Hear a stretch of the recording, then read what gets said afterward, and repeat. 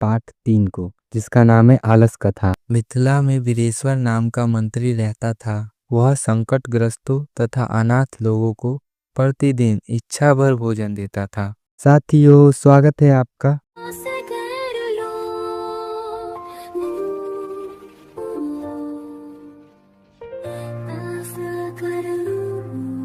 आज हम पढ़ने वाले हैं पीयूषम द्वितीय भाग के पाठ 3 को, जिसका नाम है आलस कथा। साथियों, इस पाठ को हम पहले लाइन बाय लाइन पढ़ेंगे और इसके हिंदी अर्थ को समझेंगे। उसके बाद फिर हम इसको कार्टून के माध्यम से भी समझेंगे। तो अगर आपको हमारे पढ़ाने का तरीका अच्छा लगे तो वीडियो को लाइक करें। अगर चैनल पे नए हैं तो चैनल को सब्सक्राइब करें। तो चलिए अब हम चलते हैं अपने पाठ पर। हमारे पाठ का नाम है अलस कथा। अलस का मतलब होता है आलसी और कथा का मतलब होता है कहानी, यानी आलसियों की कहानी। तो अब चलते हैं हम आगे। अयम पाठ विद्यापति कृतस्य कथा ग्रंथस्य पुरुष परिच्छेति नामकस्य अंश विशेषो वर्तते। इसका अर्थ होता है यह पाठ विद्यापति कृत कथा ग्रंथ के पुरुष परीक्षा नाम का विशेष अंश है। आगे है पुरुष परीक्षा सरल संस्कृत भाषायाम कथा रूपेण विभिन्ना नाम मानव गुणानाम महत्वम वर्णयति। इसका अर्थ होता है पुरुष परीक्षा आसान संस्कृत भाषा में कहानी के रूप में भिन्न भिन्न मानव गुणों के महत्व का वर्णन करता है।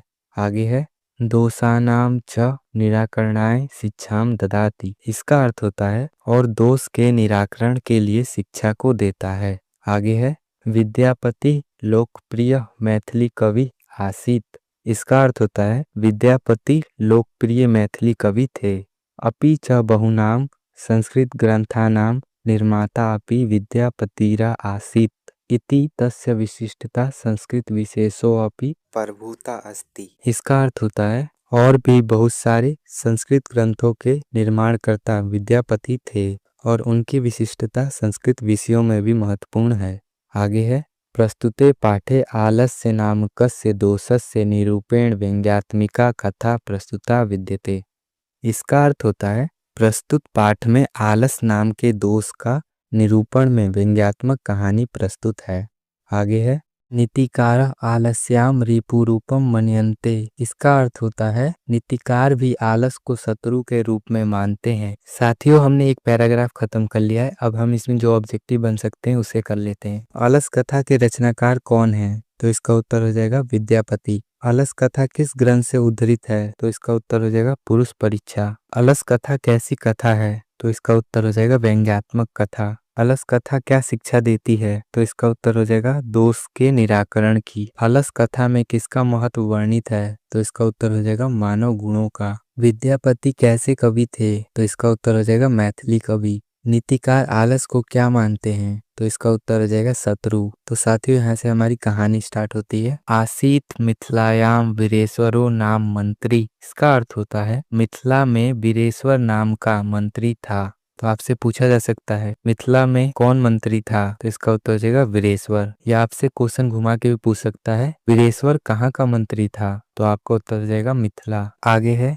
स च स्वभाववाद दानशील कारुणिकश्च सर्वेभ्यो दुर्गतेभ्यो अनाथेभ्योश्च प्रत्यामिच्छाम भोजनम दापयति। इसका अर्थ होता है वह स्वभाव से दानशील और कारुणिक था। वह संकटग्रस्तों तथा अनाथ लोगों को प्रतिदिन इच्छा भर भोजन देता था। आगे है तन्मध्य आलसेभ्यो अप्य अन्वस्त्रे दापयति यतः। इसका अर्थ होता है वह आलसियों को भी अन्न वस्त्र देता था, क्योंकि आगे है निर्गति नाम च सर्वेशाम आलस प्रथमो मतः। इसका अर्थ होता है जितने भी दुर्गति को प्राप्त लोग हैं उनमें सबसे पहले आलसी हैं। आगे है किंचिन क्षमते कर्तुम जठेणा अपि वाहिना। इसका अर्थ होता है पेट में आग लगने पर भी अर्थात भूख लगने पर भी वह कुछ भी करने में सक्षम नहीं है। आगे है ततो आलस पुरुषाणाम तत्रे अष्टलाभम श्रुत्वा बहु अस्तुंद परिमृजा अस्त्रत वार्तुलिभु यतः। इसका अर्थ होता है उन आलसी पुरुषों को दिए जाने वाले लाभ को सुनकर के बहुत बड़े बड़े पेट वाले वहां पहुंच गए, क्योंकि आगे है स्थिति सौक्रय मूला ही सर्वेशाम अपि संघते।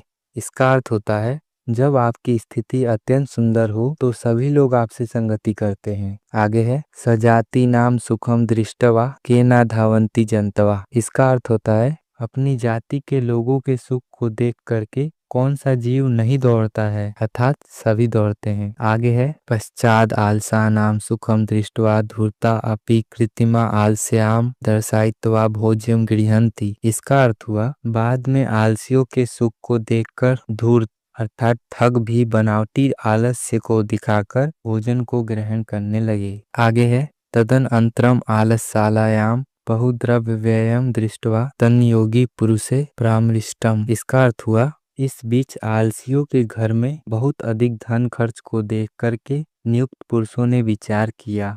आगे है यथेच्छम बुद्ध्या करुणया केवलम आलसेभ्य स्वामी वस्तुनि दापयति। इसका अर्थ हुआ अपनी बुद्धि और करुणा से केवल आलसियों को स्वामी वस्तु दिलवाते हैं।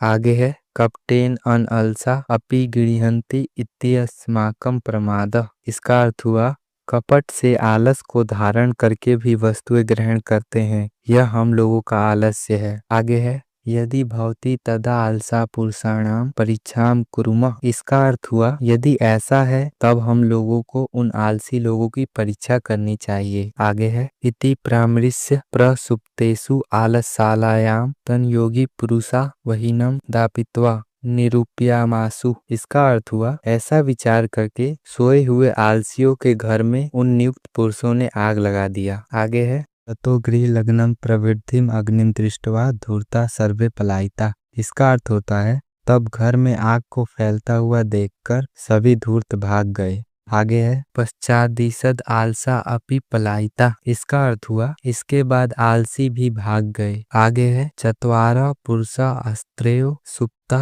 परस्परम अल्पन्ति। इसका अर्थ हुआ लेकिन 4 पुरुष अभी भी वहीं पर सोए हुए आपस में बात करते हैं। आगे है एकेन वस्त्रावृत मुखेनोक्तम अहो कथमयम कोलाहलः। इसका अर्थ हुआ एक वस्त्र से ढके हुए मुंह से बोला अरे ये कैसा शोरगुल है। आगे है द्वितीयनोक्तम तर्केत यदस्मिन् गृहे अग्नि लग्नो अस्ति। इसका अर्थ हुआ दूसरे ने कहा लगता है कि इस घर में आग लग गया है। आगे है तृतीयनोक्तम को अपि तथा धार्मिको नास्ति य इदानीम जलाद्रवासोभि कटेरवासमान प्रवीणोति। इसका अर्थ हुआ तीसरे ने कहा कोई भी वैसा धार्मिक नहीं है जो इस समय जल से भीगे हुए चटाई को हम लोगों के ऊपर डाल दे। आगे है चतुर्थे नोक्तम अये वाचाला कति वचनानि वक्तुम शक्नुत तुष्णीम कथम न तिष्ठत। इसका अर्थ हुआ चौथे ने कहा अरे वाचाल कितनी बात करते हो, चुप क्यों नहीं रहते। आपसे पूछा जा सकता है पहले आलसी ने क्या कहा, तो आपको याद रखना है अरे यह कैसा शोरगुल है। आपसे पूछा जा सकता है दूसरे आलसी ने क्या कहा, लगता है कि इस घर में आग लग गई है। तीसरे आलसी ने क्या कहा, कोई भी वैसा धार्मिक नहीं है जो इस समय जल से भीगे हुए चटाई को हम लोगों के ऊपर डाल दे। चौथे आलसी ने क्या कहा, अरे वाचाल कितनी बात करते हो, चुप क्यों नहीं रहते। साथियों कभी कभी ये सीधे पाठ में से ही लाइन को उठा लेते हैं और पूछते हैं यह किसका कथन है, तो आप लोग इसको पढ़ लेंगे और उसके बाद आप टिक कर सकते हैं। आगे है ततश्चतुर्णामपि तेषामेवं परस्परम आलापम श्रुत्वा वहिनम च प्रवृद्धमेषामुपरि पतिष्यन्तं दृष्ट्वा नियोगी पुरुषे वद्भेन चत्वारो अपयल्सा केशेष्वा वाक्कृष्य गृहीत्वा गृहात् बहिर्गतः। इसका अर्थ हुआ इसके बाद उन चारों के बातचीत को सुन के और आग को बढ़ता हुआ और इनके ऊपर गिरता हुआ देख के नियोगी पुरुषों ने मृत्यु के भय से चारों आलसियों को बाल पकड़ के खींचते हुए आलसशाला से बाहर निकाले। आगे है पश्चाताना लोकय तेर्नियोगी भी पठितम। इसका अर्थ हुआ इसके बाद उन नियुक्त पुरुषों ने पढ़ा।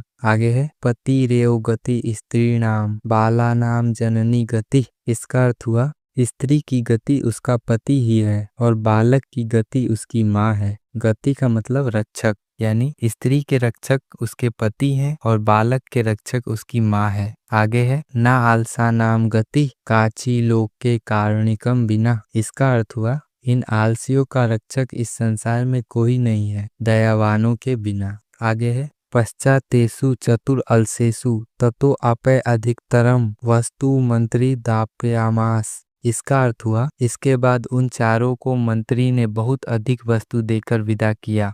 तो ये हमारा पाठ खत्म हो गया। अब हम इसको कार्टून के माध्यम से समझेंगे। मिथिला में वीरेश्वर नाम का मंत्री रहता था। वह स्वभाव से दानशील और दयावान था। वह संकटग्रस्तों तथा अनाथ लोगों को प्रतिदिन इच्छा भर भोजन देता था। वह आलसियों को भी अन्न वस्त्र देता था, क्योंकि जितने भी दुर्गति को प्राप्त लोग हैं उनमें सबसे पहले आलसी हैं। क्योंकि आलसियों को कितनी भी संकट आ जाए वो कुछ नहीं करेंगे, वो आराम से आराम ही करेंगे। उन्हें कितनी भी तेज से भूख क्यों न लग जाए, अपने पेट की भूख को शांत करने के लिए भी काम नहीं करेंगे। वो मर जाएंगे पर काम नहीं करेंगे। वीरेश्वर यह जानते थे और इसीलिए वह आलसी लोगों को इच्छा भर भोजन कराते थे। उन आलसी पुरुषों को दिए जाने वाले लाभ को सुनकर के बड़े बड़े पेट वाले भी वहां पहुंच गए।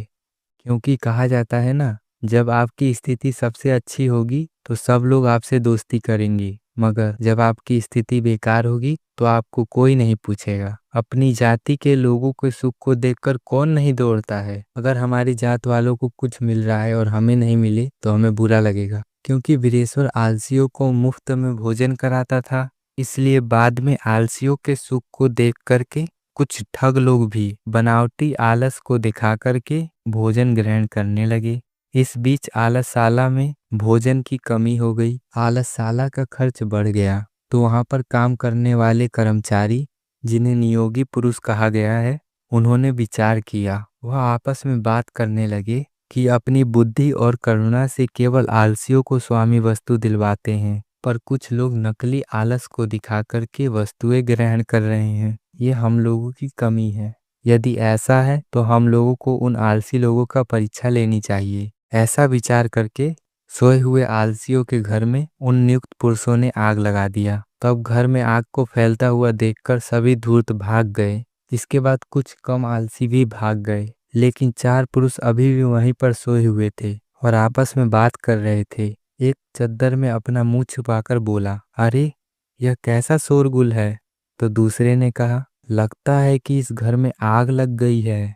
तो तीसरे आलसी ने कहा, कोई वैसा धार्मिक नहीं है जो इस समय जल से भीगे हुए चटाई या कंबल को हम लोगों के ऊपर डाल दे। तो चौथे आलसी ने कहा, अरे वाचाल, कितने बात करते हो, चुप क्यों नहीं रहते। इसके बाद उन चारों के बातचीत को सुन करके और आग को बढ़ता हुआ देख करके नियोगी पुरुष डर गए। उन्हें लगा कि अगर इन्हें नहीं बचाएंगे तो इनकी मृत्यु हो जाएगी। तो उन नियोगी पुरुषों ने इन आलसी लोगों के बालों को पकड़ करके आलसशाला से बाहर किया। उन्हें पता चल गया कि ये लोग बहुत ज्यादा आलसी हैं। इसके बाद उन नियुक्त पुरुषों ने पढ़ा, स्त्रियों की गति उसका पति होता है और बच्चों की गति उसकी माँ होती है। यानी स्त्रियों का रक्षक उसका पति होता है और बच्चों की रक्षक उसकी माँ होती है। इसी तरह आलसियों का रक्षक इस संसार में कोई दयावान ही होता है।